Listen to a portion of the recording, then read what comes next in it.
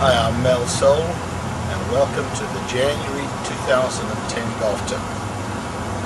Today we're going to talk about generating a little more power in your golf swing. And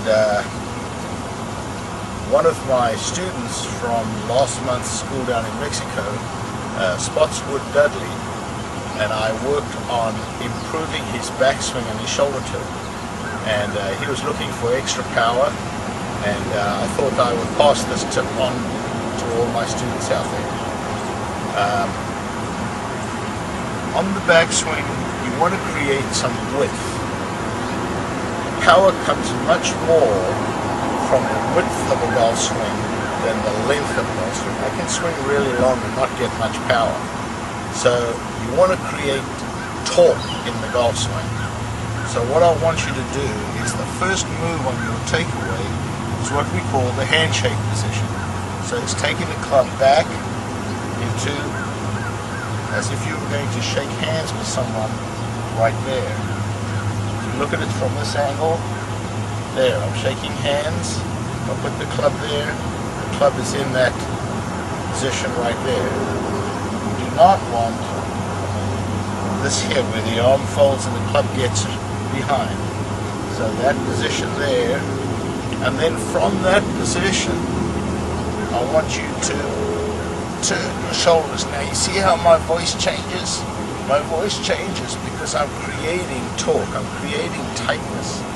When I go back, if I go back here and I can talk in a normal voice, I haven't created that coil that I need. It's like a baseball pitcher. A baseball pitcher stands on the mound and just does that. He's not going to create much power.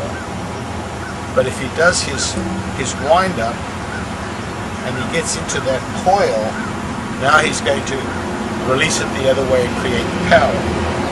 So when you go back, I often say to my students, if you get to the top of your backswing and stop, and you feel comfortable, you're in the wrong position. You need to feel a little uncomfortable at the top of your backswing. So when I go back, notice I keep my left arm extended, and that creates that tension there. I'm also resisting with this lower leg here, this lower right leg. So I'm restricting my hip turn. Those two things combined, restricting the hip turn, keeping the arm extended, that creates that torque. So now when I start my downswing, I want to start my downswing with my left side pulling.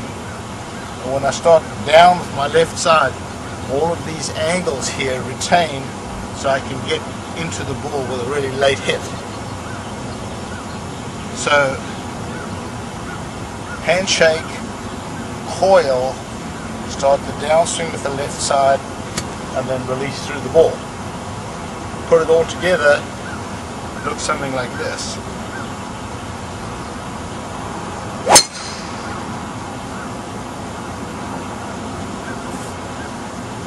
Try that, work on that coil, feel that tension.